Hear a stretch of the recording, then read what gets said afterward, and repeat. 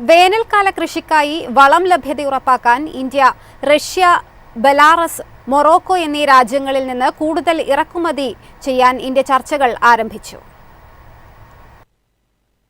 പശ്ചിമേഷ്യയിലെ യുദ്ധസാഹചര്യവും ചൈന ഏർപ്പെടുത്തിയ കയറ്റുമതി നിയന്ത്രണങ്ങളും വിതരണ മേഖലയെ ബാധിക്കാൻ സാധ്യതയുള്ളതിനാലാണ് കേന്ദ്ര സർക്കാരിന്റെ മുൻകരുതൽ നടപടി. വേനൽക്കാല കൃഷിക്കായി വളം ലഭ്യത ഉറപ്പാക്കാൻ റഷ്യ, ബെലാറസ്, മൊറോക്കോ എന്നീ രാജ്യങ്ങളിൽ നിന്ന് കൂടുതൽ ഇറക്കുമതി ചെയ്യുന്നതുമായി ബന്ധപ്പെട്ട ഇന്ത്യ ചർച്ചകൾ ആരംഭിച്ചു. പശ്ചിമേഷ്യൻ രാജ്യങ്ങളിൽ നിന്നാണ് ഇന്ത്യയിലേക്ക് DAP, യൂറിയ എന്നിവയുടെ പകുതിയോളം ഇറക്കുമതി ചെയ്യുന്നത്. നിലവിൽ രാജ്യത്ത് മതിയായ സ്റ്റോക്കുണ്ടെങ്കിലും യുദ്ധം നീണ്ടുനിൽക്കുകയാണെങ്കിൽ ജൂൺ-ജൂലൈ മാസങ്ങളിൽ വളത്തിന് ക്ഷാമമുണ്ടാകാൻ സാധ്യതയുണ്ടെന്ന് സർക്കാർ വൃത്തങ്ങൾ സൂചിപ്പിക്കുന്നു. ചൈന തങ്ങളുടെ കയറ്റുമതിയിൽ നിയന്ത്രണങ്ങൾ കടുപ്പിച്ചതും ആഗോള വിപണിയിൽ വളം ലഭ്യത കുറയാൻ കാരണമായിട്ടുണ്ട്. യുദ്ധത്തിന് മുൻപ് ടണ്ണിന് $425 താഴെയായിരുന്ന യൂറിയ വില ഇപ്പോൾ വിപണിയിൽ $600 മുകളിലായി. റഷ്യയ്ക്കും ബെലാറസിനും പുറമെ ഇന്തോനേഷ്യയിൽ നിന്നും വളം എത്തിക്കാൻ ഇന്ത്യ നീക്കം നടത്തുന്നുണ്ട്. യൂറിയ ഉൽപ്പാദനത്തിനാവശ്യമായ LNG ലഭ്യത ഉറപ്പാക്കാൻ കേന്ദ്ര സർക്കാർ നടപടി സ്വീകരിച്ചിട്ടുണ്ട്. നെല്ല്, ചോളം, പരുത്തി, എണ്ണക്കുരുക്കൾ എന്നിവയുടെ കൃഷി ആരംഭിക്കുന്ന ജൂൺ-ജൂലൈ മാസങ്ങളിൽ കർഷകർക്ക് തടസ്സമില്ലാതെ വളം ലഭ്യമാക്കുകയാണ് സർക്കാരിന്റെ പ്രാഥമിക ലക്ഷ്യം.